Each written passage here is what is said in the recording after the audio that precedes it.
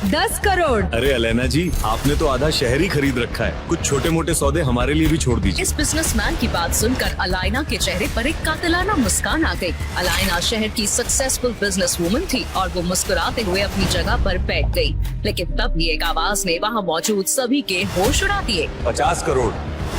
सीधा 50 करोड़? ये कौन है? अरे ये तो डिलीवरी बॉय अभिनव है। इसके पास कहाँ से आए 50 करोड़? देखो, इसे कोई पहचान न पाए इसीलिए सज धज के कोट पैंट पहन के आया है। अरे हाँ, 2 दिन पहले ये मेरी ऑफिस में लंच डिलीवर करने आया था। अरे हमारी कोई इज्जत नहीं है क्या? ऐसे ही कोई ऐरा गहरा इतनी बड़ी नीलामी में कैसे आ गया?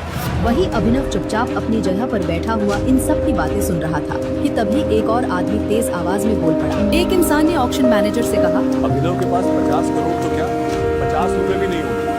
उन्हें ये नीलामी बंद करके अलैना को वो इम्पोर्टेड कालीन दे देना चाहिए। नहीं नहीं भाई रुको, अगर इस फर्नीचर डिलीवरी बॉय के पास 50 करोड़ नहीं है तो मैं अलैना जी की बोली को चैलेंज करता हूँ। मैं कालीन के लिए 11 करोड़ देने के लिए मैं तैयार हूँ। जैसे ही उस आदमी ने 11 करोड़ बोला तो अभिनव एक बार फिर से बोल पड़ा। 60 करोड़।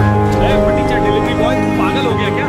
कहाँ से लाएगा 60 करोड़? ये नीलामी है, बच्चों का खेल नहीं। यहाँ जो बोला जाता है वो देना भी पड़ता है। ये कहते हुए उस आदमी ने अभिनव को धक्का देना चाहा, लेकिन अभिनव उस जगह पर इतनी दृढ़ता से खड़ा था कि उस धक्के से अभिनव को तो कुछ नहीं हुआ। लेकिन वो आदमी खुद अपनी जगह से 2 कदम पीछे चला गया और फिर अगले ही पल अभिनव ने अपनी जैकेट से एक चेक बुक निकाली और उस पर 60 करोड़ की राशि डालकर साइन कर दी।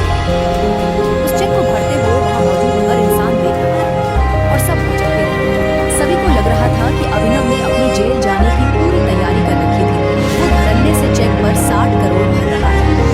अभिनव ने चेक पर अमाउंट भरकर वहाँ मौजूद नीलामी करवा रहे बैंक के मैनेजर ने एक बार तो मैनेजर को भी यकीन नहीं हो रहा था कि आखिर 3 करोड़ की चीज को ये अभिनव जैसा डिलीवरी बॉय 60 करोड़ में कैसे खरीद रहा है और क्या सच में इसके अकाउंट में 60 करोड़ है भी या नहीं। मैनेजर ने थोड़ी देर तक उस चेक की जांच पड़ताल की और जब उसने ऑनलाइन बैंक अकाउंट में बैलेंस देखा तो उसके होश ही उड़ गए। इसके बाद मैनेजर खड़ा हुआ और माइक पर बोला, ये नीलामी यही समाप्त की जाती है और ये विशेष इम्पोर्टेड कालीन 60 करोड़ रुपए में अभिनव जी को दी जाती है। जैसे ही मैनेजर ने माइक से अनाउंसमेंट किया तो वहाँ बैठे सब लोगों की आंखें फटी की फटी रह गई। सबसे पीछे खड़ी एक बहुत ही खूबसूरत लड़की मिस अलैना, जिन्होंने 10 करोड़ की बोली लगाई थी, उनके पास किसी का कॉल आया।